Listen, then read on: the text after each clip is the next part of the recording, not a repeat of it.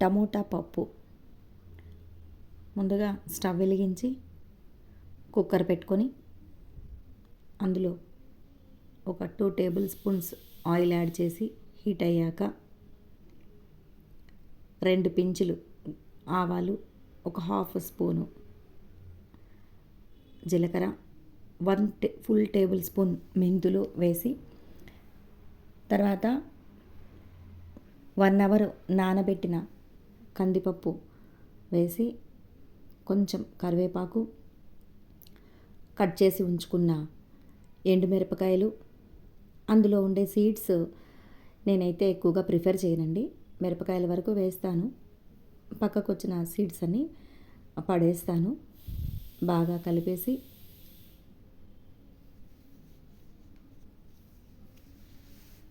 పైన 2 టమోటాలు శుభ్రంగా కడిగి కట్ చేసుకున్న 2 టమోటాలు వేసి 1 ఫుల్ గ్లాస్ ఆఫ్ వాటర్ అందులో వేసేసి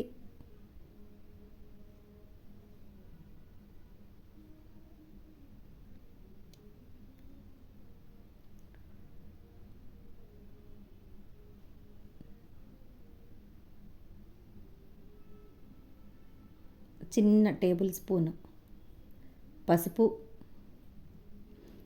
అందులో వేయాలి. మూత పెట్టి 3 విజిల్స్ రానిస్తే సరిపోతుంది. 3 విజిల్స్ తర్వాత కుక్కర్ దింపుకొని పప్పును కాస్త స్మాష్ చేసుకొని మళ్ళీ స్టవ్ పైన పెట్టి ఆ పప్పుకు తగినంత సాల్ట్ను యాడ్ చేసుకొని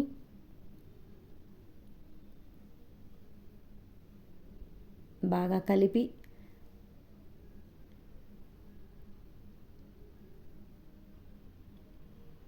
వేరే గిన్నెకి నేను ట్రాన్స్ఫర్ చేసుకున్నాను. ఇప్పుడు చిన్న కడాయి పెట్టి అందులో 1 ఫుల్ టేబుల్ స్పూన్ నెయ్యి వేసి కొంచెం జీలకర్ర, ఒక 5-6 వెల్లుల్లి రెబ్బలు, అవి వెల్లుల్లి రెబ్బలు నేను సన్నగా కట్ చేసుకున్నాను, వాటిని వేసి ఆ పోపుని పప్పు గిన్నెలో వేసేయడమే. వేడి వేడి అన్నం, దానిపైన పప్పు, దానిపైన మళ్ళీ 1 టేబుల్ స్పూన్ నెయ్యి, నంచుకోవడానికి వడియాలు ఉండాలి కదా, మరి 4 వడియాలు. Thank you.